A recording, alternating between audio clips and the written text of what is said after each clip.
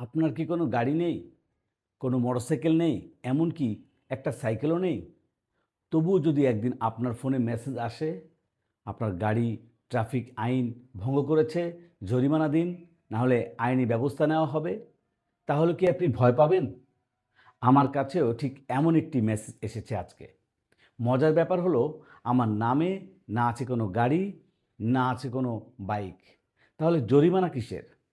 আসলে এটা জরিমানার নোটিশ নয়, এটা প্রতারণার ফাঁদ।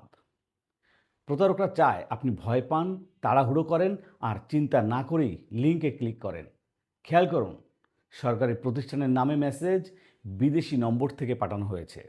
একটি অচেনা ওয়েবসাইটের লিঙ্ক দেওয়া হয়েছে আর বারবার বলা হচ্ছে দ্রুত টাকা পরিশোধ করুন, না হলে বড় সমস্যা হবে। এগুলোই প্রতারণার সবচেয়ে বড় লক্ষণ। মনে রাখবেন, কোনো সরকারি জরিমানা বা নোটিশ পেলে আগে অফিসিয়াল ওয়েবসাইটে যাচাই করুন। মেসেজের লিঙ্ক ক্লিক করবেন না। কোনো তথ্য, ওটিপি, ব্যাংক তথ্য বা টাকা পাঠাবেন না।